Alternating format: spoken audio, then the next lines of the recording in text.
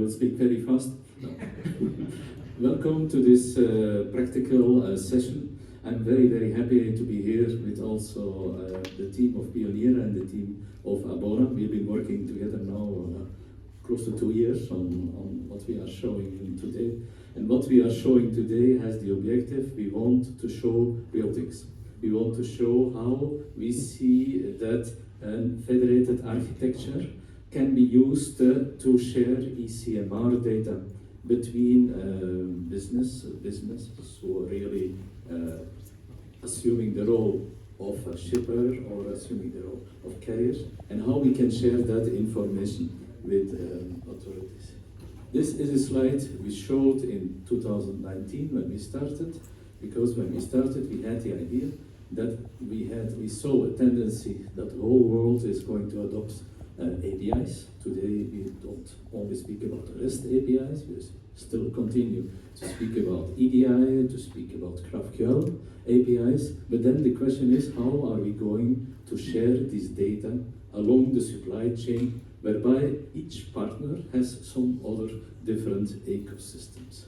So our focus is on road transport, and road transport in combination often with other modes that need to be integrated. So we start from the idea that the parties who are sharing data, they are using the internet of logistics, whereby the different economic operators, in our case we see on the left side Pionira, we see on the right side Abona. In our case we have an internet of logistics with access points, and the parties are using these access points, nodes, federated nodes, to share data between each other. So this is what we are going to show, and my colleagues are going to explain why this is important, of course, on the ground. Yeah. We also demonstrate how this architecture consisting of nodes can be used to share data with government authorities. And so EU Gate is a first attempt for the eFTI gates, which are going to become mandatory for member states in 30 months from now. And then the OneAPP application, we see if it's still working online in 5 minutes, yeah, is then an application which is using an API to the gate to use a QR code from a driver and get information from these eFTI platforms, in that case, on for the authority. So let's go on. Also, the Spanish team is here, because in the last couple of weeks with the team of Manuel, we also managed to position the simple platform that you saw this morning as an eFTI platform, as a source for the EU Gate environment. And in the last meeting tonight, we will probably explain how we also made an integration from the NE1, so the one record server, as a source using the BDI nodes of our Dutch colleagues to get into to access data. We can talk hours on this, but the key thing is that we prove that the architecture of federated, that the architecture is working. The architecture is working because we can share data when the different parties agree on semantics. Of course, we are down to earth, because what we should use here must be able to integrate with eFTI. So we are based on UNCFACT semantics that we integrate with the federated ontology. We also define a number of API endpoints. We are setting up a trust architecture. I think also there, this is really a first step that we introduced decentralized identifiers and verifiable credentials.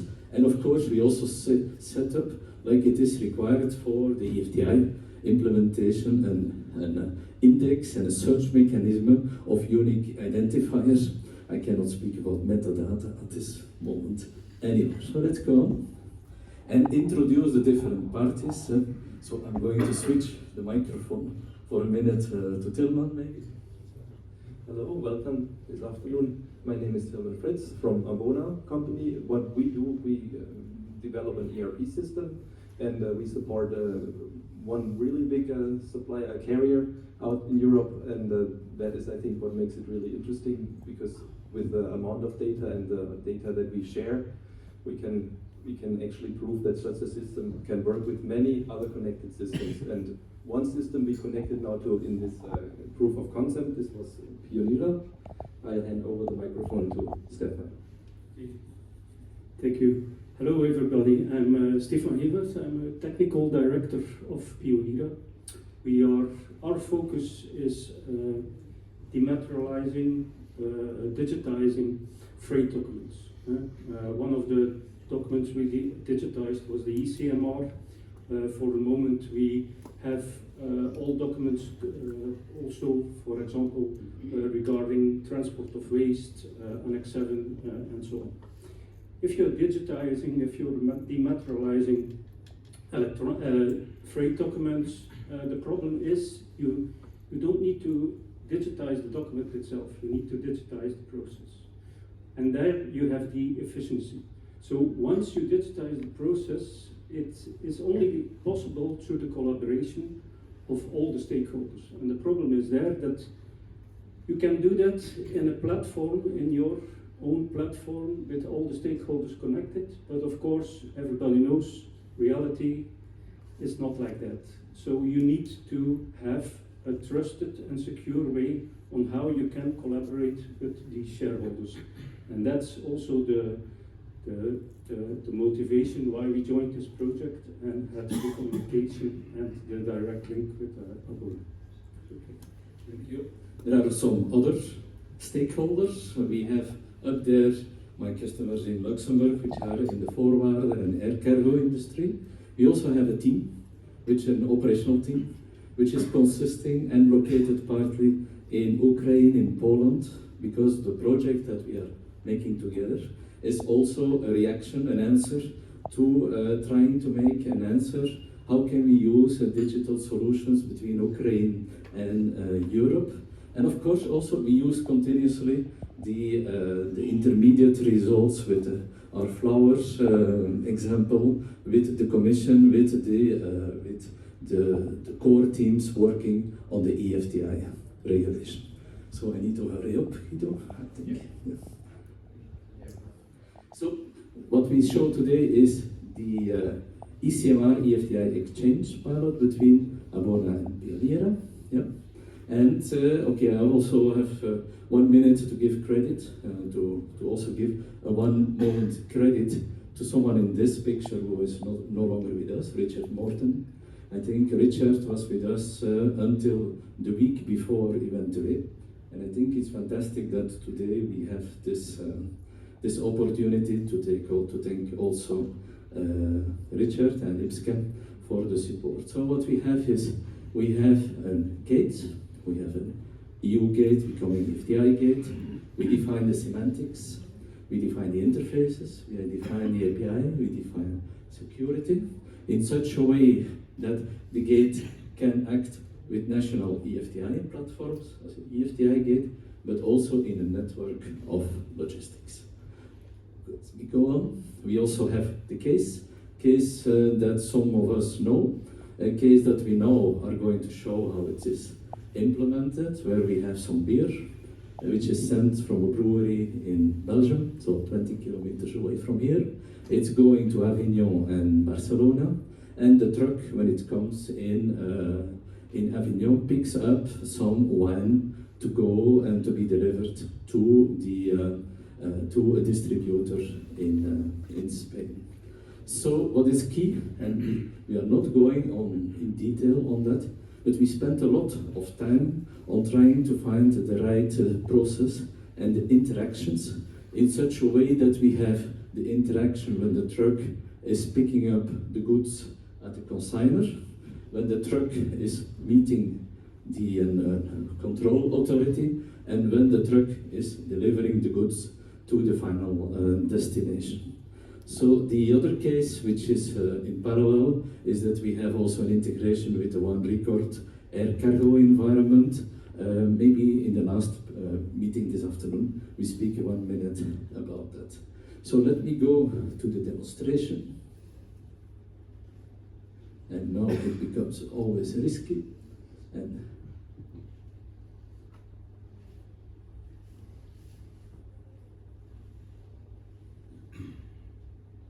the truck is already far too far back up. And there we go. So we have a demonstration but the underlying data are real life data.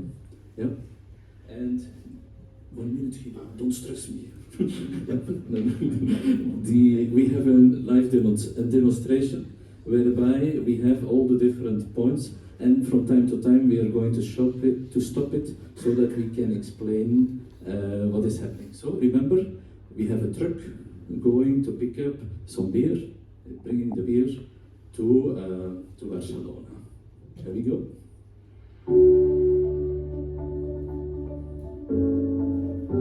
Is someone going?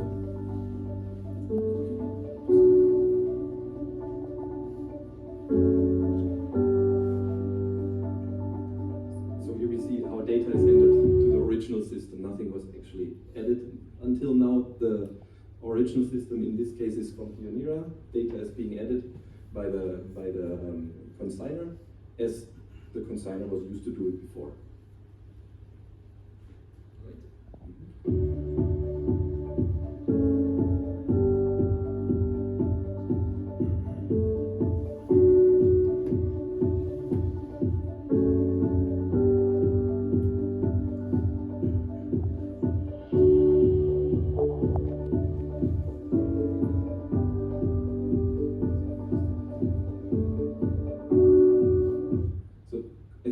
Is important now because there's now an exchange of a DID. This is a decentralized identifier. I will show some details when we the next time stop.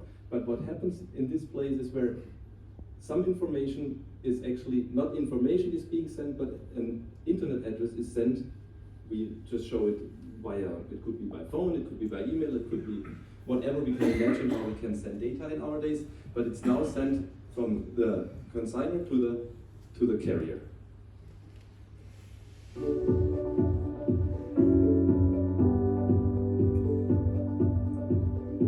This is now important. Yeah, did you see now that actually the carrier can pull data from the system, which is also now part of the Internet of Logistics, from the other system, and by requesting data by the DID, by this internet address that we got shared before, so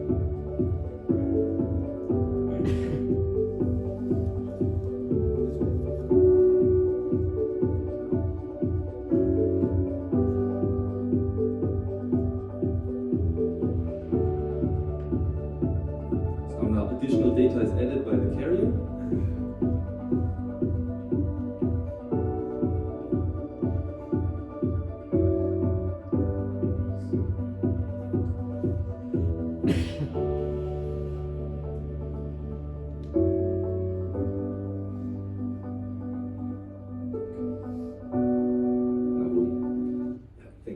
So I think this part is important to explain a little bit more in detail. So what we saw first in the screenshot before, we saw a CMR as we are used to it, as we can imagine how it looks in paper, as we all know for many, many years. What we are now showing here is kind of the data, how it looks in the back end. And this is actually a real screenshot from our ERP system. And what we see here is that we can pull data via this internet address from Pionira. This is actually this company that started with entering the data. We can now, and we heard this earlier this morning, either we make a digital twin, so we create the data again in our system, or we just always connect to the system and pull the data into our system because we have the internet address of this data and we are allowed to access this data from this provider. On our side, in the ERP system, in the carrier system, at that point in time, some additional data is added. In this case, which vehicle will be driving, who is the carrier, and who is the driver. And this is important now. You see, not sure if you can in detail see it, but the internet address is one-time Pionira. Up here it's Pionira. There's the digital twin from Abona. And there's then the additional data being entered also from Abona.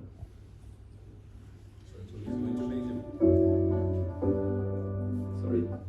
My question, I think you answered it now. So basically, you have separate systems. You just pull the data from the system of the shipper in this case, or wherever they kept it, and then Exactly. you added yours. But they don't have your data on the carrier. The carrier data, the shipper doesn't have it, right? Or how? So what happens now is with our subscription model that we can actually do is we can, since we know this provider provided us the original data, is also interested in our data. And via the subscription model that we want to develop, we just send the data and inform the other party that this additional data is now available. And by sending our internet address, this party can also pull the data now. So this is how it's supposed to work.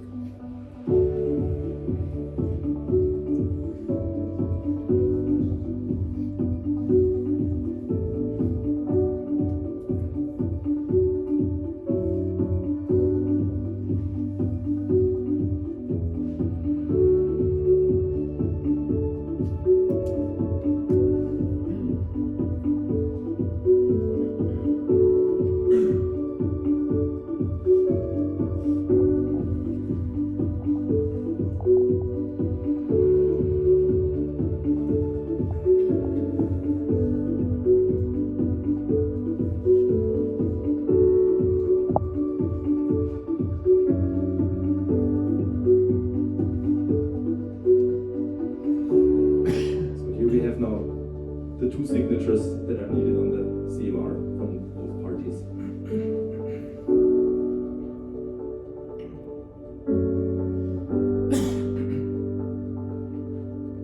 And this is an inspection that can happen on the way to the delivery place. And since the driver has the QR code with information of the DID from where to pull the data,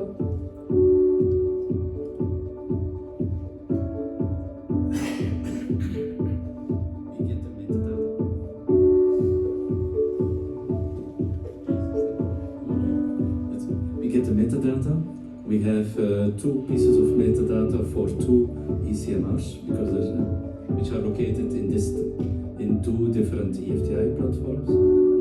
The data is downloaded from to the policeman who validates the data, and then the truck can go to its destination. At the destination, the last operation happens, the last signature that is needed for the CMR. And this is also in a digital way being transferred. See this unloading. And another party, another access point in the network of logistics.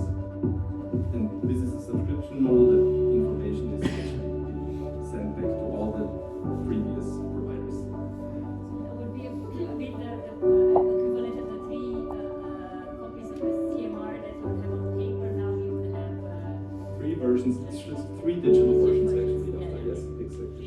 Yeah. So stay there for the last slide. I'm here to scare.